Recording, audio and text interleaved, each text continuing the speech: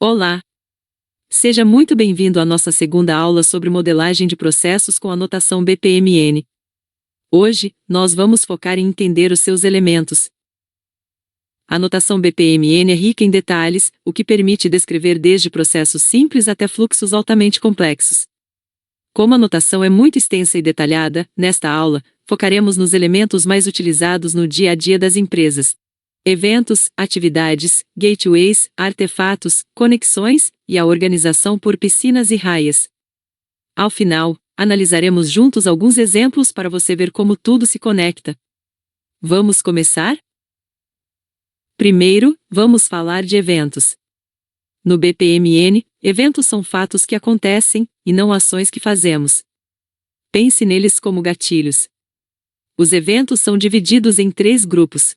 De início, representados por borda fina. Intermediário, com borda dupla. E de fim, com borda grossa. Os eventos de início mostram onde o processo nasce.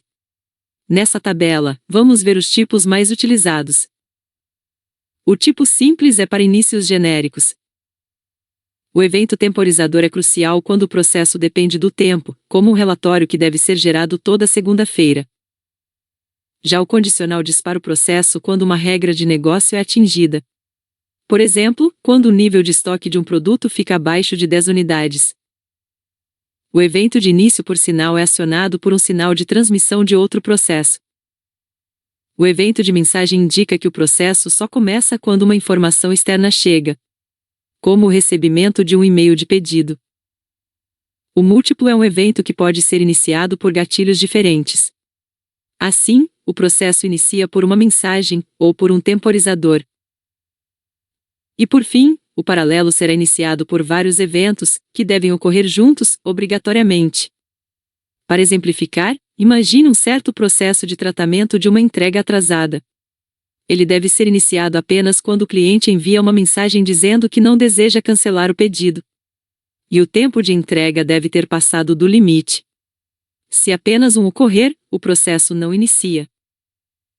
Os eventos intermediários acontecem durante o fluxo. Eles servem para fazer o processo esperar por algo antes de seguir. Os tipos dos eventos intermediários seguem a mesma lógica dos de início. A única diferença é que eles definem quando um processo deve continuar, e não iniciar. Vamos detalhar apenas os que possuem algumas diferenças. O evento de mensagem agora deve aguardar, ou enviar uma mensagem antes do processo prosseguir. Da mesma forma, o evento de sinal deve lançar, ou reagir a um sinal. Já o evento de link, conecta duas partes de um mesmo processo. Ele é útil para reutilizar fluxos. Como, por exemplo, um processo de produção de um documento, que terá as etapas de escrita e de análise. Caso a análise perceba um erro, o evento de link fará o fluxo retornar para a etapa de escrita do processo. Uma observação importante é que quando esses eventos representam um envio, são representados com o ícone pintado. Agora vamos falar sobre um grupo específico dos eventos intermediários: os eventos de borda. Eles aparecem colados em uma atividade. Esses eventos tratam exceções durante a execução de uma atividade. A linha sólida indica que é de interrupção. Significa que, se o evento ocorrer, a tarefa para imediatamente, e o fluxo muda de caminho. Se a linha for tracejada, ele é de não interrupção. Ou seja, o fluxo principal continua, mas um caminho paralelo é iniciado para tratar aquela situação. Isso é fundamental para modelar processos resilientes, que sabem lidar com atrasos ou erros sem quebrar a lógica principal. Para encerrar, temos os eventos de fim. Novamente, detalharemos apenas os tipos diferentes. O evento de erro indica que o processo terminou devido a uma falha. O de escalonamento finaliza o processo e dispara um sinal para uma intervenção de nível superior, como a gerência. E o de terminação encerra todos os caminhos do processo de uma vez. Note que todos os ícones são preenchidos, já que os eventos de fim sempre fazem um envio externo, e nunca recebem nada. Agora, entramos no coração do BPMN: as atividades. Elas representam o trabalho sendo feito e devem ser nomeadas com verbos no infinitivo. Temos as tarefas, que são atômicas. Esse é o nível mais baixo de uma atividade, e se caracteriza por ser único e indivisível. Além das tarefas, também temos os subprocessos, que escondem um fluxo complexo de tarefas, eventos e fluxos internos, todos dentro de uma única caixa, para facilitar a leitura. Se você ver um sinal de mais em uma atividade, saiba que ali dentro existe todo um outro diagrama detalhado. O BPMN usa ícones dentro das tarefas para dizer como o trabalho é feito. Nessa tabela temos todos os tipos de tarefas existentes na notação. A tarefa genérica não tem um comportamento definido, e é mais usada em modelagens iniciais. A tarefa de usuário indica que uma pessoa executa a ação em um sistema. A tarefa de serviço é automática, e é realizada por um software ou API.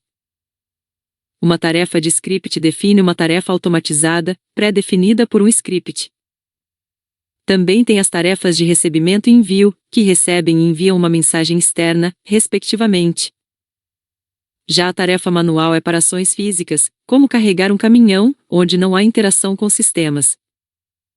E por fim, a de regra de negócio toma uma decisão com base em regras pré-estabelecidas. Agora que já vimos sobre as tarefas, vamos avançar para os subprocessos. Os subprocessos são coleções de tarefas. Neste exemplo vemos a atividade a gerenciar separação de pedido e entrega colapsada, mas que, se expandida, revela todo um fluxo próprio para o funcionamento da atividade, com as próprias tarefas e eventos de início e fim.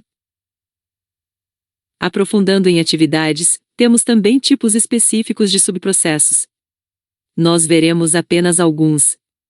Primeiro, temos o subprocesso por evento, que só é disparado se um evento específico acontecer, como um cancelamento.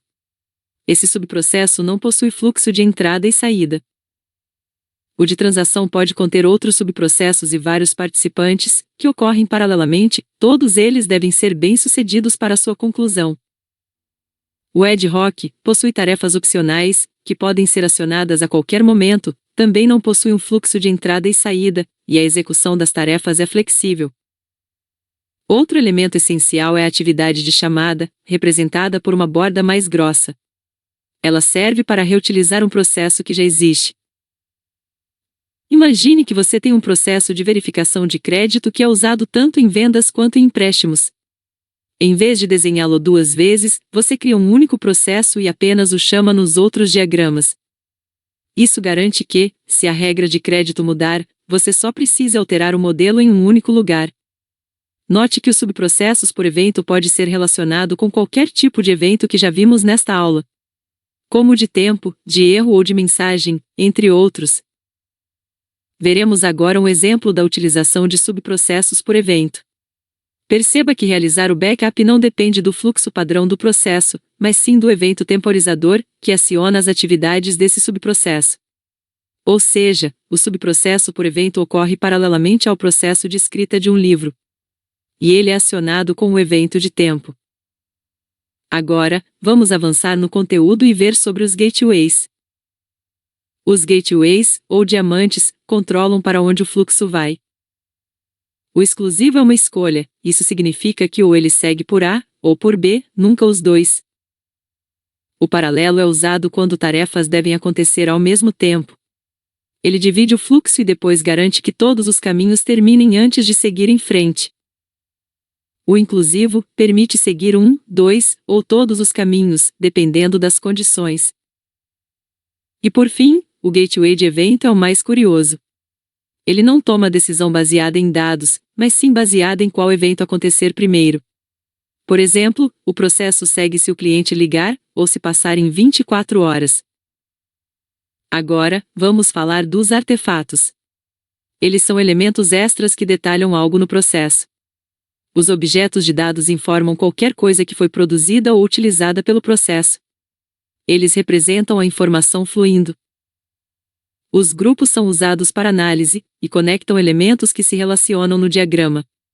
Enquanto as anotações são textos extras que servem para explicar para o leitor detalhes do processo. São como post-its que o modelador coloca para explicar algo que o símbolo sozinho não diz. Eles não mudam a lógica do processo, mas enriquecem muito a compreensão de quem está lendo. E como conectamos tudo isso? Usamos 3 tipos de linhas. O fluxo de sequência, que mostra o próximo passo. O fluxo de mensagem, que serve para mostrar a troca de informações entre piscinas. E temos a associação que liga os artefatos do diagrama aos elementos do fluxo. Agora temos um exemplo para compreender melhor as ideias vistas até agora. Temos o processo de cumprimento de aquisição de pedidos. Nele conseguimos observar 4 fluxos possíveis do processo. Temos o caminho feliz que ocorre quando o artigo está disponível. Caso contrário, é necessário realizar o subprocesso de aquisição, que vai verificar se o produto poderá ser entregue ou não. Se for entregue dentro de 2 dias, então o subprocesso envia uma mensagem para o processo pai e finaliza normalmente, seguindo o resto do fluxo do caminho feliz. Caso a entrega atrase, o evento de escalonamento é acionado, e o fluxo segue um caminho paralelo para informar o cliente, mas ainda enviando o artigo. E por fim, se na aquisição descobrir que o artigo não pode ser entregue, então o fluxo normal do processo é interrompido. E um fluxo derivado do erro é tomado, onde o cliente é avisado e o artigo é removido do catálogo. Agora, quem faz o quê? Para isso, usamos as raias e piscinas. Uma piscina, ou pool, representa uma organização inteira, como uma empresa. Dentro dela, usamos as lanes, ou raias, para dividir os departamentos ou participantes, como vendas, financeiro e gerente. Isso deixa claro de quem é a responsabilidade por cada tarefa. Quando o fluxo de sequência atravessa de uma raia para outra, chamamos isso de hand-off ou passagem de bastão. É aqui que muitos problemas de comunicação nas empresas acontecem, e a modelagem BPMN ajuda a visualizar e resolver esses gargalos. Vamos ver isso na prática agora com nossos exemplos. Perceba nos exemplos abaixo como a anotação das piscinas e lanes facilita o entendimento das responsabilidades de um processo. No exemplo 1, sabemos exatamente quais tarefas devem ser realizadas pela administração, pela diretoria financeira e pela qualidade. O mesmo acontece no exemplo 2. Fica claro as responsabilidades do departamento de planejamento, de compras e de tesouraria. Para fechar com chave de ouro, vamos analisar o clássico processo de pedido de pizza, que envolve 2 piscinas: o cliente e a pizzaria.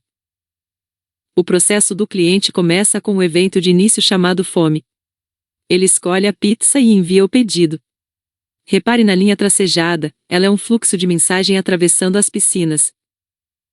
Na pizzaria, o evento de início é um evento de mensagem chamado pedido recebido. Enquanto o pizzaiolo assa a pizza, o cliente entra em um estado de espera. Usamos aqui um gateway de evento. O cliente ficará aguardando a pizza chegar, que é definido por um evento de mensagem, ou passar 60 minutos, definido por um evento temporizador. Caso passe 60 minutos e nada da pizza, o cliente toma uma ação de reclamar. E o atendente da pizzaria deve acalmar o cliente. Continuando, assim que a pizza chega, o cliente paga, recebe o recibo, que é o nosso objeto de dados, e finalmente encerra o processo satisfeito. Do lado da pizzaria, após a entrega e o recebimento do pagamento, o processo também se encerra. Viram como o BPMN consegue capturar a interação entre 2 partes diferentes de forma precisa? Com esses elementos que aprendemos hoje, você já é capaz de ler e desenhar a grande maioria dos processos de negócio. Pratique tentando desenhar algo simples da sua rotina. Se você quiser se aprofundar mais na notação BPMN, cheque a referência de símbolos no site Camunda. Ou busque o guia da OMG. Aqui estão as referências para o desenvolvimento dessa aula. Muito obrigado por acompanhar esta aula e nos vemos na próxima. Até lá!